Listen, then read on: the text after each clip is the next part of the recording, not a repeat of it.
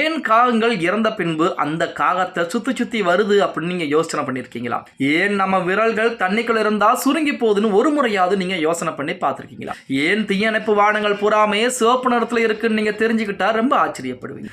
எதற்காண்டி விண்வெளியில துணி துவைக்க முடியாது அப்படின்னு உங்களுக்கு தெரியுமா?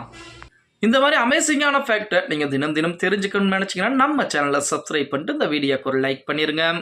ஒரு காகம் இறந்துட்டா மற்ற காகங்கள் எல்லாம் அங்க வந்து சத்தம் போடும். இது துக்கம் விசாரிக்கிறதுக்காக மட்டும் இல்ல, அந்த காகம் எப்படி இறந்தது, அங்க ஏதோ ஆபத்து இருக்குன்னு தெரிஞ்சுக்கிட்டு மற்ற காகங்களை எச்சரிக்கைக்காண்டி ஒரு டீம் மீட்டிங் தான் இந்த காகங்கள் அந்த காகத்தை சுத்தி வர்றது அப்படின்னு அறிவியல் சொல்லுது. எதற்காக நம்ம விரல்கள் தண்ணிக்குள்ள இருந்தா சுருங்கி போகுது அப்படின்னு பார்த்தோம்னா, தண்ணிக்குள்ள ரொம்ப நேரம் இருந்தா கை விரல்கள் சுருங்கிடும். இது ஏதோ பிரச்சனை இல்லை, நம்ம உடம்போட ஒரு சூப்பர் பவர். தண்ணிக்குள்ள இருக்கக்கூடிய பொருட்களை வலுக்காம பிடிக்கிறதுக்காக நம்ம மூளை நம்ம தோலுக்கு கொடுக்கிற ஒரு கிரிப் அப்படின்னே கூட சொல்லலாம். அதனால் தான் கை சுருங்குது அப்படின்னு சொல்றாங்க.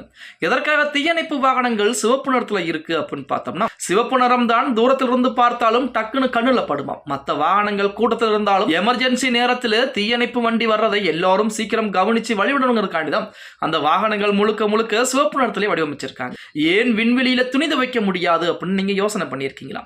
விண்வெளியில புவியீர்ப்பு விசை இல்லாதால தண்ணி ஒரே இடத்துல நிற்காது. அதனால அங்க வாஷிங் மிஷின் பயன்படுத்த முடியாது. விண்வெளி வீரர்கள் ஒரு உடையை பல நாட்கள் போட்டு அது அழுக்கானதும் அப்படியே விண்வெளியிலே வீசிடுவாங்களாம். அது வளிமண்டலத்தில் எரிஞ்சு சாம்பலா போயிடும் அப்படின்னு சொல்றாங்க. ஏன் சிலருக்கு தூக்கத்தில் நடக்கக்கூடிய பழக்கம் இருக்கு அப்படின்னு நீங்க யோசனை பண்ணிருக்கீங்களா? நம்ம தூங்கும் போது நம்ம உடம்பு அசையாம இருக்க மூளை ஒரு தற்காலிகம் பெரசிஸ் நிலைக்கு போகும். ஆனால் சிலருக்கு மூளையோட ஒரு பகுதி மட்டும் விழிச்சுக்கிட்டு இருக்கிறதுனால அவங்களுக்கே தெரியாம தூக்கத்தில் நடக்கக்கூடிய சூழல் என்பது உருவாக்கப்படுகிறது. ஏன் ஒட்டகங்களுக்கு முதுகுக்கு மேல திமில் இருக்கு அப்படின்னு நீங்க யோசனை பண்ணிருக்கீங்களா? ஒட்டகம் அந்த திமில்ல தண்ணியை சேமிச்சு வைக்கணும்னு நாம் நினைப்போம். ஆனா அது உண்மை கிடையாது. அதுல தண்ணி இல்ல, கொழுப்பு தான் இருக்கு. பாலைவனத்துல சாப்பாடு கிடைக்காதப்போ அந்த கொழுப்பை தான் ஒட்டகம் சக்தியா மாத்தி பயன்படுத்திக்குவோம். அதுக்கு தான் திமில் என்பது இருக்கிறது.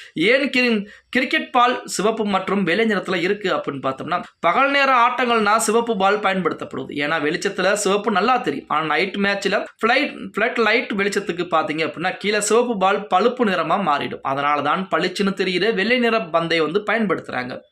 எதற்காக பட்டாம்பூச்சிகள் கால்களால் சுவைக்குது அப்படின்னு பார்த்தா, மனுஷங்களுக்கு நாக்குல சுவை தெரிகிற மாதிரி பட்டாம்பூச்சிகளுக்கு காலில் தான் சுவை உணர்வுகள் என்பது இருக்கிறதாம். ஒரு இலை மேல உட்கார்ந்த உடனே அது தனக்கு தேவையான பூவா இல்லை முட்டை வைக்க தகுந்த இடமானு கால்களை வச்சே பட்டாம்பூச்சிகள் கண்டுபிடிச்சிடுமா. எதற்காக கண்ணாடி உடையும் போது மிகப்பெரிய சத்தம் வருதுன்னு நீங்க ஒரு முறையாக யோசிச்சு பார்த்திருக்கீங்களா? கண்ணாடி உடையிற அந்த செகண்ட்ல அதுல ஏற்படக்கூடிய விரிசல் மணிக்கு 3000 மைல் வேகத்துல பறகுமாம். அந்த அதிவேகமான விரிசல் காற்றுல ஏற்படக்கூடிய அதிர்வு தான் டப்புக்கு நம்ம சத்தமா கீழே விழுதுனே சத்தமா கேட்குது அப்படின்னு சொல்லி அறிவியல் சொல்லுது. நண்பர்களே, இந்த மாதிரி அமேசிங்கான ஃபேக்ட் நீங்க தினம் தெரிஞ்சுக்கணும்னு நினைச்சீங்கன்னா நம்ம சேனலை சப்ஸ்கிரைப் பண்ணிட்டு இந்த வீடியோக்கு ஒரு லைக் பண்ணிருங்க.